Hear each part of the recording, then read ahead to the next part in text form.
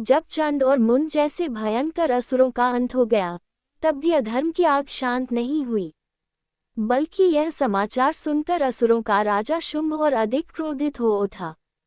उसका अहंकार और भी बढ़ गया और उसने संकल्प लिया कि वह देवी को हर हाल में पराजित करेगा। क्रोध में भरकर शुंभ ने अपने सबसे शक्तिशाली और भयंकर सेनापतियों को आदेश दिया कि वे अपनी विशाल सेना के साथ तुरंत देवी पर आक्रमण करें। देखते ही देखते असंख्य राक्षसों की सेना चारों ओर से युद्ध भूमि में फैल गई। आकाश में धूल छा गई, धरती कांप उठी और चारों दिशाओं में भय का वातावरण फैल गया। माँ दुर्गा शांत भाव से सिंह पर विराजमान थी, लेकिन उनकी आंखों में अद्भुत तेज चमक रहा था। जैसे ही राक्षसों ने आक्रमण किया, माँ ने अपनी दिव्य शक्तियों को प्रकट किया।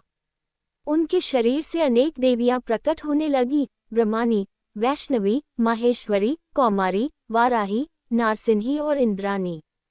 ये सभी शक्तियां देवताओं की ऊर्जा से उत्पन्न हुई थीं और प्रत्येक के पास अपने अपने दिव्य अस्त्र शस्त्र थे। सभी देवियां एक साथ युद्धभूमि में उतर आई और असुरों का संहार करने लगीं। उनके प्रहार इतने भयंकर थे कि असुरों की सेना में हाहाकार मच गया।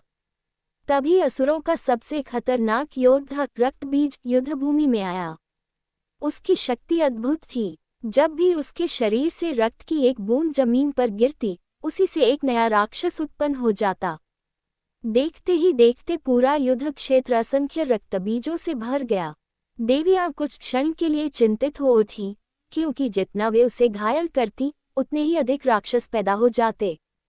तब माँ दुर्गा ने अपनी भयंकर शक्ति माँ काली को आदेश दिया। माँ काली तुरंत प्रकट हुई और उन्होंने अपनी विशाल जिह्वा फैला दी। अब जब भी रक्तबीज का रक्त गिरता, माँ काली उसे जमीन पर गिरने से पहले ही पी जाती। इस प्रकार रक्तबीज की शक्ति धीरे धीरे समाप्त होने लगी। माँ दुर्गा ने उसी समय अपने अस्त्र से उस पर प्रहार किया और माँ काली ने उसका सारा रक्त पी लिया। अंततः रक्तबीज का अंत हो गया और उसकी मायावी शक्ति समाप्त हो गई। ये देखकर शेष राक्षसों में भय व्याप्त हो गया। वे समझ गए कि अब उनका बचना असंभव है। देवियों की संयुक्त शक्ति के सामने उनका टिकना नामुमकिन था। युद्धभूमि में अब माँ की शक्ति का अद्भुत रूप दिखाई दे रहा था।